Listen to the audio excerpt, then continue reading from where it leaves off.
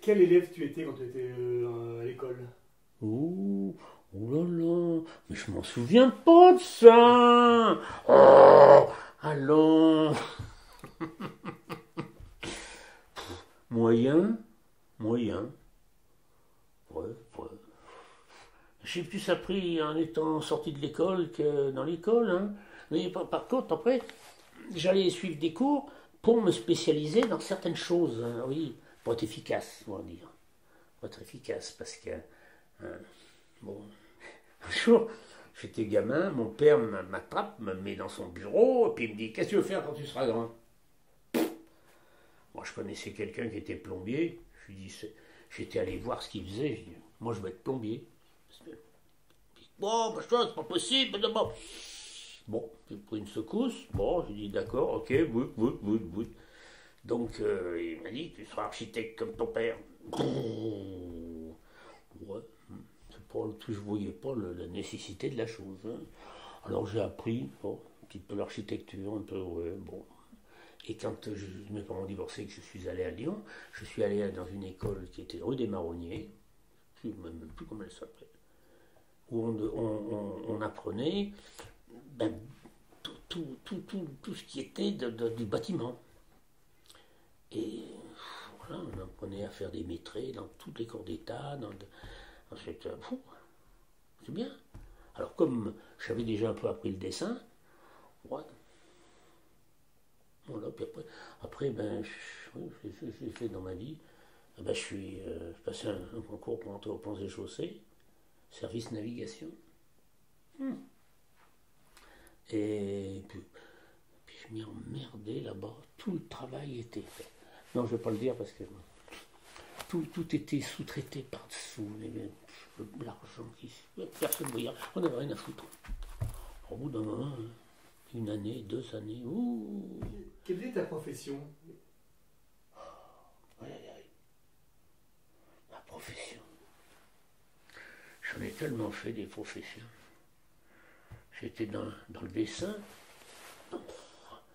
mais j'ai pas fait plombier. Comme ça, mon père va être content. Mais j'ai monté une menuiserie. J'ai fabriqué des bijouteries avec un système de verre sécurite. Il faut dire qu'à Lyon, on avait la possibilité d'avoir du verre sécurite à la demande dans les minutes qui suivaient, avec des trous, avec ce qu'on avait besoin.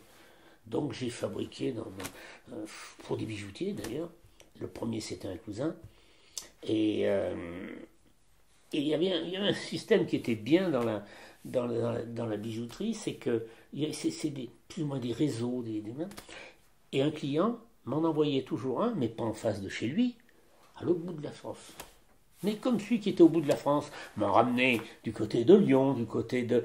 Donc j'ai fait des bijouteries partout, partout. Et puis le jour où mon épouse est tombée malade, et je ne pouvais pas et faire ça en partant 8-15 jours tous les 2 mois.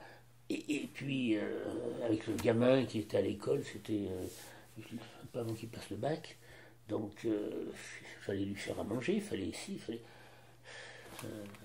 donc, j'ai arrêté, j'ai dit aux clients qui n'avaient pas signé, je leur ai dit, ben, je ne peux pas, ça marche plus.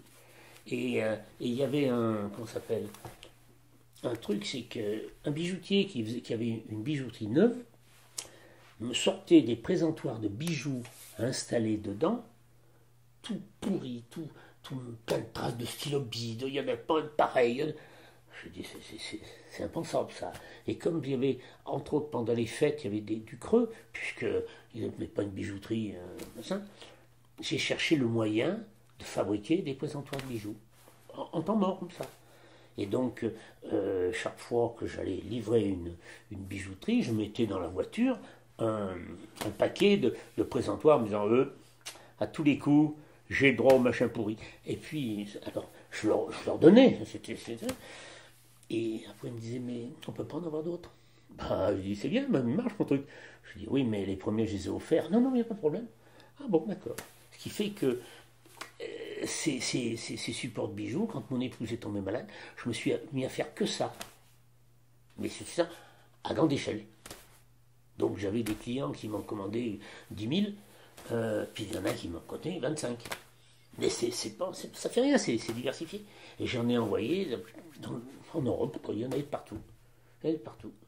Alors que les concurrents achetaient ça en Chine, mais il fallait payer le transport, il fallait en acheter des quantités débiles, bien que moi j'ai eu des commandes de 100 000 pièces, 100 000 pièces, ça fait beaucoup, hein. Mais il y avait le débit. Hein. Donc, il y a des prix qui étaient moins chers que les Chinois, puisque tout le monde à l'importation, c'est grave, quoi. Il y a pas la concurrence, il faut aller là-bas. Donc, et voilà. Et donc, j'ai terminé en faisant ça et en laissant ça au fils qui m'a dit oh, non, ça va pas.